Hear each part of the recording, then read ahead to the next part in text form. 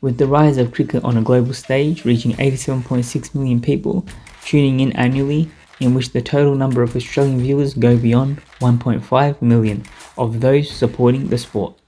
Cricket began in Australia, more specifically the state of Sydney, with British settlers in 1803. Predominantly played between settlers and military officers, this later gave rise to the would-be Australian Cricket Club, coming to the forefront of peak interest from 1838, beginning with Melbourne at the heart of the sport.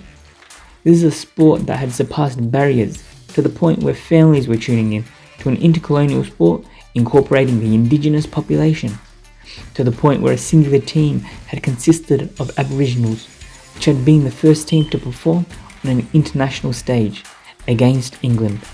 This team soon built on Australia's reputation by winning against their rival. As the sport began to gain traction, Australia began participating on international ground once more specifically on England's soil again, which Australia had become a legend and beat the English. Australia continued with a competitive advantage to the point where the team began relying on the best bowler to carry the team, where they continued to defeat English players, such as in 1920, where the points were 5-0 in Australia's favour. This was a sport that engrossed the country, whereby men, women and children were partaking across the board to the point where a women's cricket team was even founded in 1894. Teams consisted of a mixture of individuals from diverse backgrounds. Although it began with elites, it had continued to surpass barriers and bring people together in unison behind the local teams. Let's take a step back to the natives of Australian land, the Aboriginals. The natives had won the hearts of colonials as they surpassed rivals.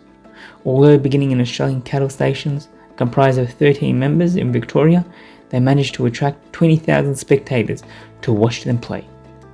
While cricket was on the rise in an international stage, there was what is called the Boers War, a war that was ravaging South Africa due to the British wishing to consolidate South African land owned by the Boers Republic with the British South African territories.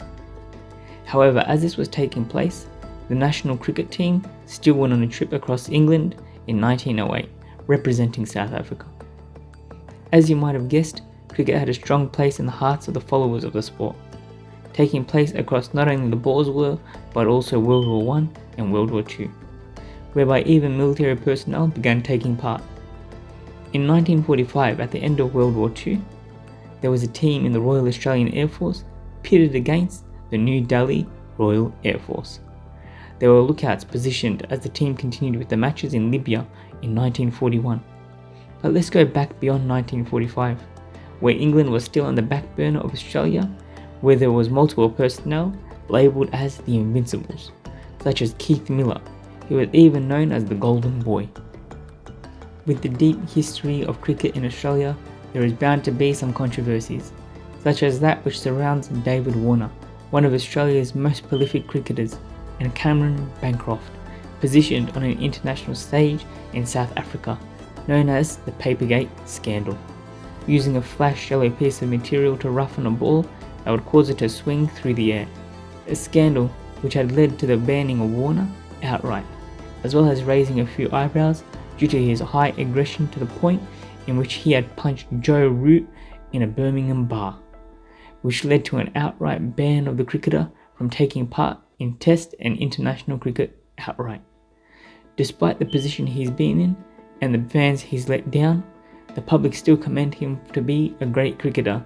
As unfortunate as a position he's been put in, his past history has predominantly been positive, to the point where onlookers see the event as disappointing, to say the least.